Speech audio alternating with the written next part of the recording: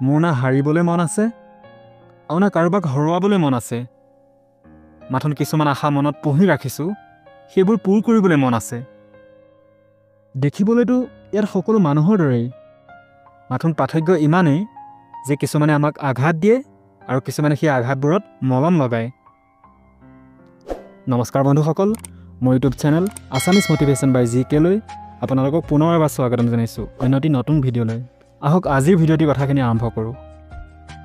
যেতিয়া আপুনি কয় কমকৈ আৰু শুনে বেছিকৈ, তেতিয়া আপুনি মানুহৰ বেছি পচন্দৰ হয়। আৰু মন থাকিব লাগে কাৰোবাৰ লগত কথা পাতিবলৈ, সময়টো নিজে নিজেই পোৱা যায়। বন্ধুসকল, জীৱনত পস্তাবলৈ এৰি দিয়া, তাৰ সলনি এনেকুৱা কিবা এটা কৰি দেখুওৱা যাতে আপোনাক এৰি যোৱাবোৰেহে পস্তাবলগীয়া হয়।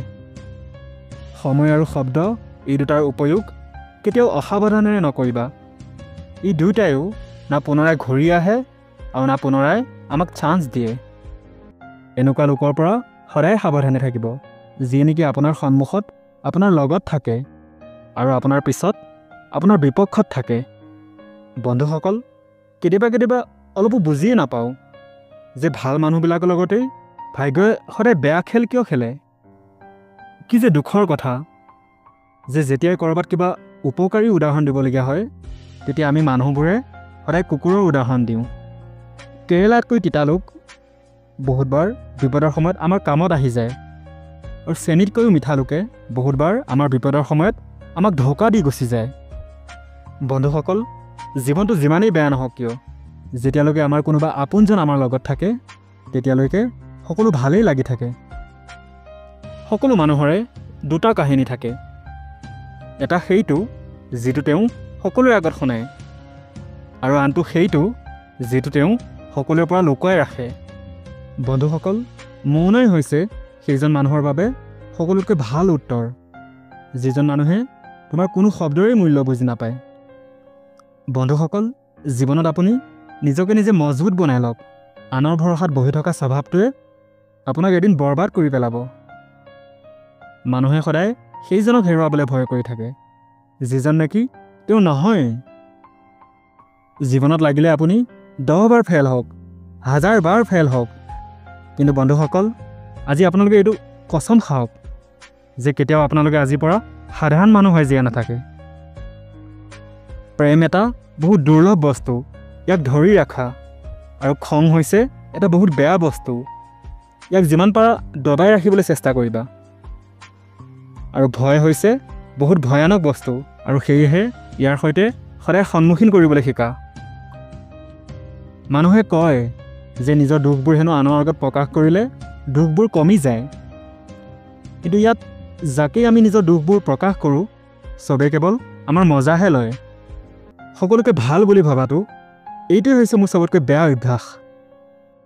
যিজন মানুহে তেওঁৰ লগত বৰ্তমান থকা বস্তুবোৰক লৈ সন্তুষ্ট থাকিব নোৱাৰে, সেইজন মানুহে তেওঁ ভৱিষ্যতে পাবলগীয়া বস্তুবোৰক লৈও কেতিয়াও সন্তুষ্ট থাকিব নোৱাৰে। বেলেগক যদি আপুনি নিজৰ জীৱনত মূল্যৱান বনায়, কিন্তু আপুনি তেওঁৰ জীৱনত কম দামী হৈ পৰিব।